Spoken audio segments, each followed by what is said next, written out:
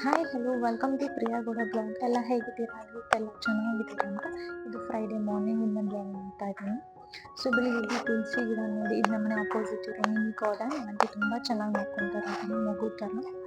So ಎಲ್ಲಿ kitchen ಕಡೆ ಬಂದೆ, ನೈಟ್ ಏನು ವಾಶ್ ಮಾಡಿಟ್ಟಿರೋ ಪಾತ್ರೆ ಎಲ್ಲ ಆ ಪ್ಲೇಸ್ಗೆ ಆರ್ಗನೈಸ್ ಮಾಡಿದ್ರೆ ಸೊ ನನಗೂ ಅಡುಗೆ ಮನೆಯಲ್ಲಿ ಕೆಲಸ ಮಾಡೋಕ್ಕೆ ಸ್ವಲ್ಪ ಫ್ರೀ ಇರುತ್ತೆ.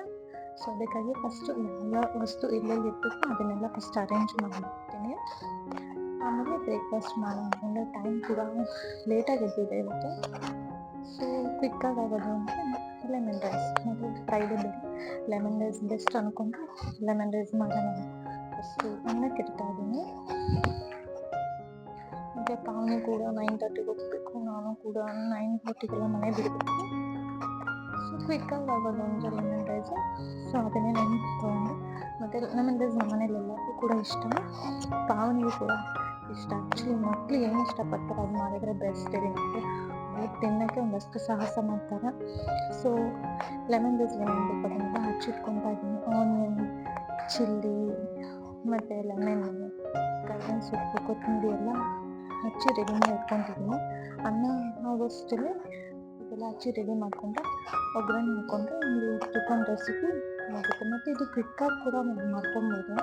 ಸೊ ಇನ್ ಕೇಸ್ ಏನಾದರೂ ನೀವು ದೇವರಿಗೆ ನೈವೇದ್ಯ ಆಗಬೇಕು ಅಂದರೆ ಇದರಲ್ಲಿ ಆನಿಯನ್ ಹಾಕಿಲ್ಲ ಅಂದರೆ ಸೊ ನೀವು ದೇವ್ರಿಗೆ ನೈವೇದ್ಯ ಕೂಡ ಮಾಡ್ಕೊಬೋದು.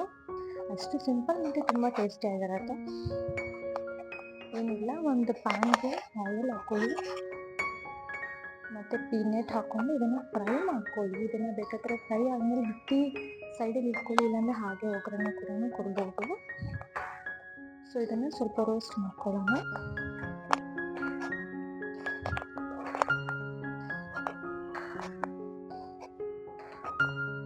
ನೋಡಿ ಈ ಥರ ರೋಸ್ಟ್ ಆದರೆ ಚೆನ್ನಾಗಿರುತ್ತೆ. ಅದಕ್ಕೆ ನಮಗೆ ಸಾಸಿವೆ, ಕಡಲೆಬೇಳೆ, ಉದ್ದಿನಬೇಳೆ ಇದನ್ನು ಕೂಡ ಲೈಟಾಗಿ ಫ್ರೈ ಮಾಡ್ಕೊಳ್ಳೋಣ.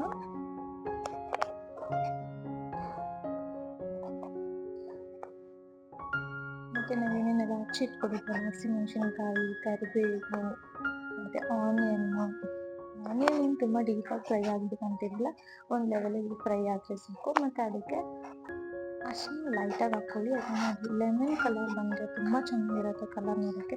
ಅರಿಶಿನ ಜಾಸ್ತಿ ಹಾಕಿದ್ರೆ ಅದನ್ನು ಕೊಡ್ದಂಗೆ ಇರುತ್ತೆ. ಸೊ ಅರಿಶಿನ ಮತ್ತು ಉಪ್ಪು ಹಾಕಿ ಅದನ್ನು ಎಲ್ಲನೂ ಒಂದ್ಸತಿ ಮಿಕ್ಸ್ ಮಾಡ್ಕೊಳ್ಳೋಣ.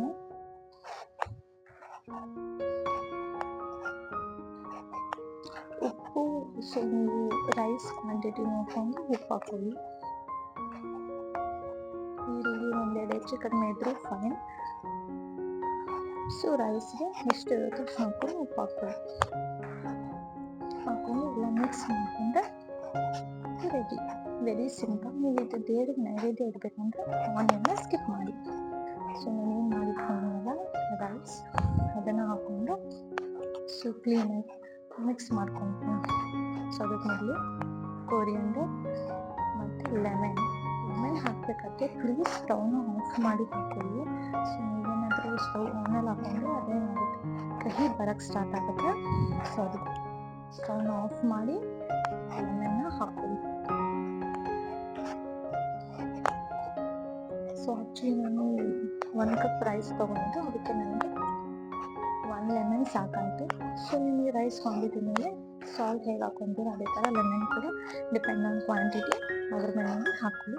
ಅದನ್ನು ನೈಸ್ ಮಿಕ್ಸ್ ಮಾಡಿ. ಎಷ್ಟು ಚೆನ್ನಾಗಿ ಬರುತ್ತೆ ಗೊತ್ತಾ, ಕಲರ್ ಕೂಡ ನೋಡೋಕ್ಕೆ ತುಂಬ ಚೆನ್ನಾಗಿರುತ್ತೆ. ಸೊ ಲೆಮನ್ ಯಾವ ಕಲರ್ ಇರುತ್ತೆ ಆ ಕಲರೇ ಚೆನ್ನಾಗಿರುತ್ತೆ. ಸೊ ನೋಡಿ ಎಷ್ಟು ಚೆನ್ನಾಗಿದೆ.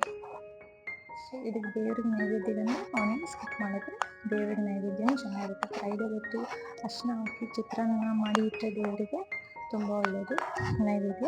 ಸೊ ಅದಾದಮೇಲೆ ರೆಡಿ ಆಯಿತು.